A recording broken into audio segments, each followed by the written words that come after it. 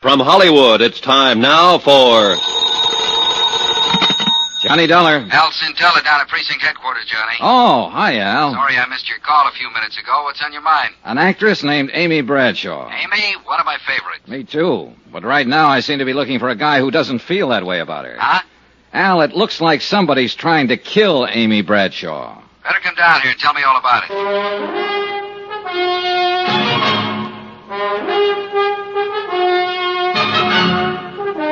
Tonight and every weekday night, Bob Bailey in the transcribed adventures of the man with the action-packed expense account, America's fabulous freelance insurance investigator. Yours truly, Johnny Dollar.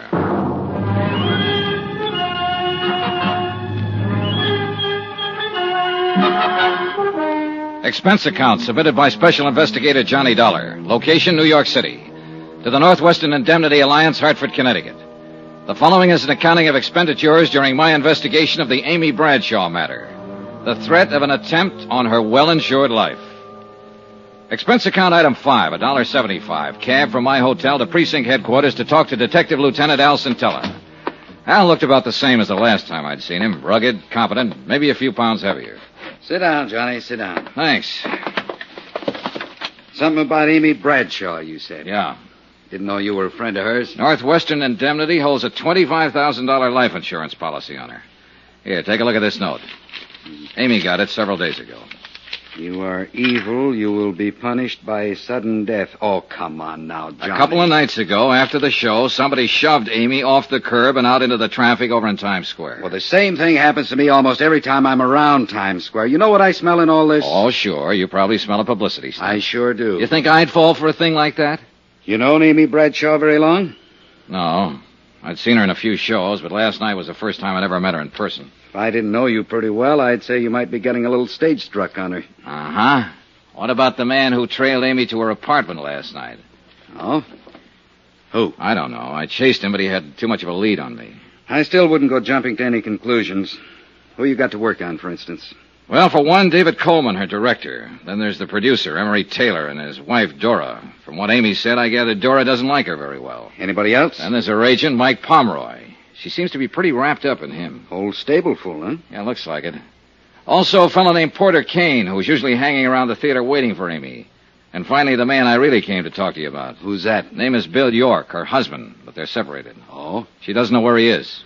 You figure he might tie in somehow? He is the beneficiary of Amy's insurance policy. Well, I'll see if I can turn up an address on him for you. Okay, thanks, Al.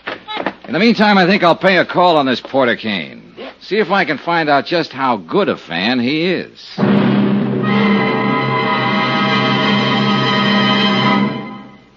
We will continue with the Bradshaw matter in a moment. Friends, how'd you like to thrill your favorite youngster with some of the most exciting toys of the year? Picture the breathless excitement of any child surrounded by 6 gaily colored balloon-like giant animals up to 3 feet long, and all for the low, low price of just $1. Now, first you get Bounco the clown with round pot belly and funny nose. Next comes Hoppy the Australian kangaroo. Third, there's Roscoe the roller skating bear. He's 2 feet tall and looks almost like real. Fourth, there's Whitey the fat indoor snowman. And fifth, Mortimer the giant mouse, 18 inches long and sure to scare the whiskers off any cat. That's 5 different giant animals. But now, hold your breath for the most sensational toy of all, the star of the whole Christmas season, the jolly giant talking Santa Claus, guaranteed to make everybody's Christmas a merrier one. He's a big roly-poly happy Santa. He stands erect on 2 legs, is actually over 3 feet tall and 32 inches around. Best of all, he actually talks. Just pull the tape and he says, "Merry Christmas" for all to hear. He's the biggest, merriest talkingest Santa ever, sure to please your youngsters and spread good cheer. Yes, Giant Santa proves there really is a Santa Claus. That's a total of 6 giant animals made of brightly colored, preformed, sturdy latex which the kids can easily inflate. And the cost, just $1, not for each, just $1 for all 6 of these lovable giants who'll turn your home into a circus parade. And here's a surprise. Mail your order today and you'll also receive absolutely free Peter the Rabbit, actually over 2 feet tall with big red ears almost 9 inches long. But you must send now.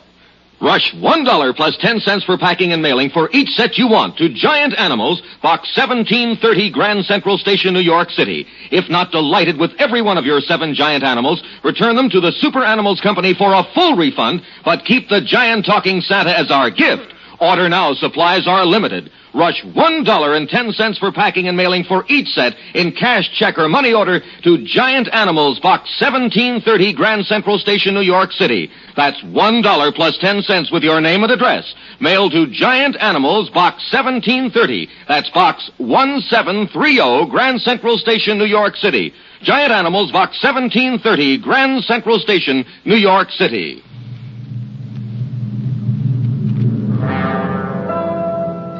Expense account item 6, $225. Cab to the apartment of Porter Kane in the East 70s. It was an expensive-looking place. I got there about noon, but Porter Kane was just finishing breakfast, accompanied by Chopin. May I offer you a cup of coffee, Mr. Dollar? Oh, thanks. A blank, please. Yes. Now, you came to see me about Amy Bradshaw, I believe. That's right, Mr. Kane. I represent Northwestern Indemnity Alliance. They hold a policy on Miss Bradshaw. You perhaps want some sort of character reference on her? You, might put it that way. Well, in that case, you couldn't have come to one better qualified than I. You see, Amy is my career at present. Afraid I don't understand, Mr. Kane. Well, some years ago, I was relieved of the sordid but customarily necessary task of working for my bread and butter. The result is that I've been able to devote myself to a fascinating hobby. What kind of a hobby? I collect things. Oh? The objects of my interest vary, but they all have one thing in common. Oh? This signet ring I'm wearing, for instance. Yes, I noticed it. Very unusual. The crest is that of the Medici family, Renaissance Italy. The only ring of its kind in the world, so far as any of the authorities on that period are aware. That vase on the table, the painting on the wall, that sculpture. One of a kind, huh? Precisely. Which brings us quite logically to Amy, who is clearly one of a kind. So? So I plan to add Amy to my collection. Just like that, huh? I'm certain Amy will see it my way in time. And I have time. Now, if you'll excuse me, I must dress for the matinee. Will I see you again, Mr. Dollar? Yes. You probably will, Mr. Kane. I was glad to get out of the hothouse atmosphere of Kane's apartment. Real weird, this character.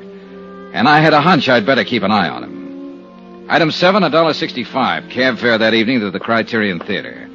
I arrived half an hour before curtain time and headed for Amy's dressing room. Then as I approached her door... You'll listen real careful. I'll give it to you once again. You've been tossing wrong cues to Sheila for 3 nights now. You've been doing everything you can to upstage her and make her look bad. Mike, it's just that I've been nervous lately. Maybe I have made a few mistakes in my life. Amy, you know I've got plans for Sheila, and I don't want her looking bad in this play. You've got plans for Sheila. What about us? Amy, we can talk about that some other time. But for now, I just want you to understand. You're to lay off Sheila. I mean it. Is that a threat, Mike?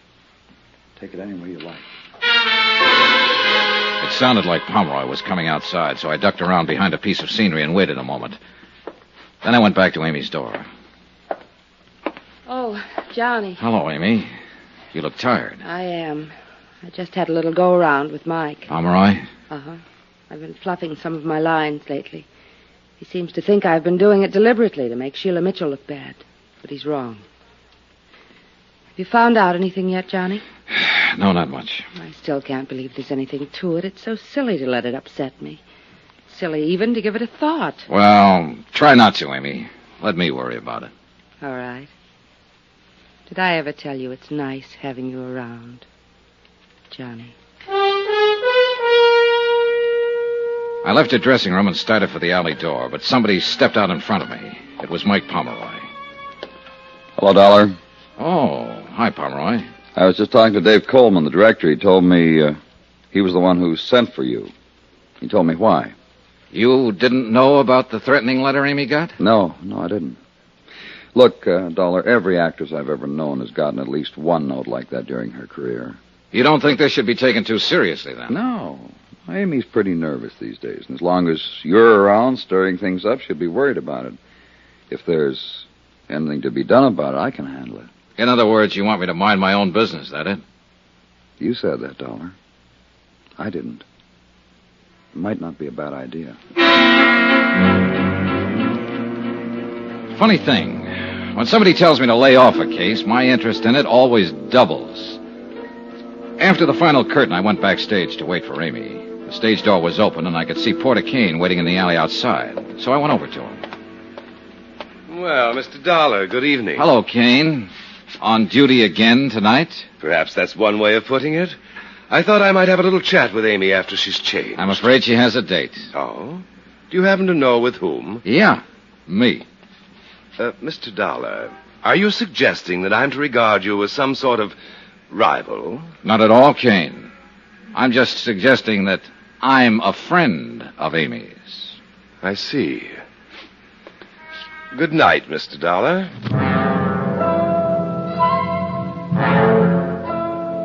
After Kane left, I stood beside the stage door and tried to figure out some of the angles on this case. There were too many of them. By the time I went in, the theater was dark, except for a dim light bulb over the stage, and everyone had gone. Everybody, that is, except Amy. I ran into the darkened theater. She was standing horrified next to the stairway by the dressing rooms, her eyes fixed on something that lay on the floor.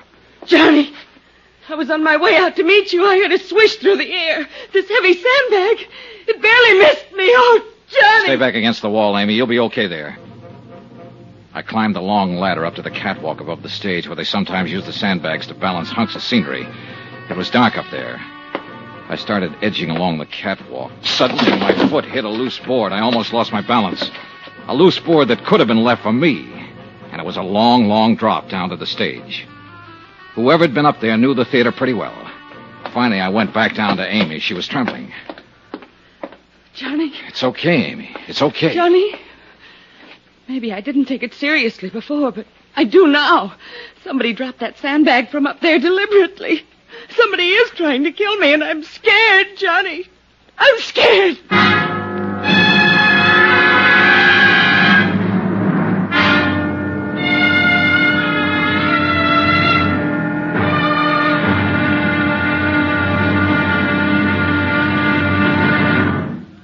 Johnny Dollar will be back in a moment to tell you about tomorrow's episode.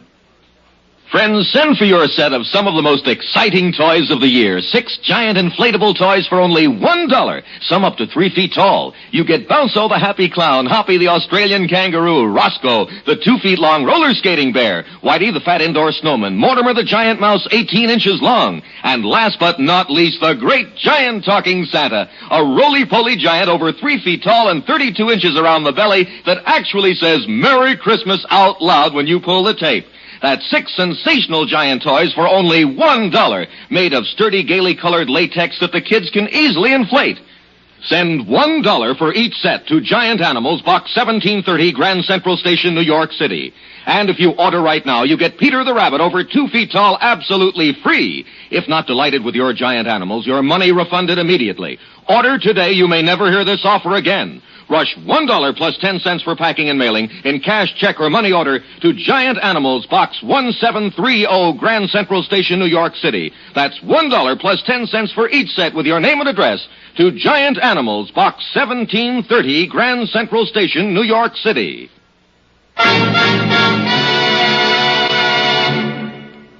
Now, here's our star to tell you about tomorrow's episode of the Amy Bradshaw Matter. Tomorrow, a man steps onto the stage from out of the past and into a role he doesn't want to play. Join us, won't you? Yours truly, Johnny Dollar.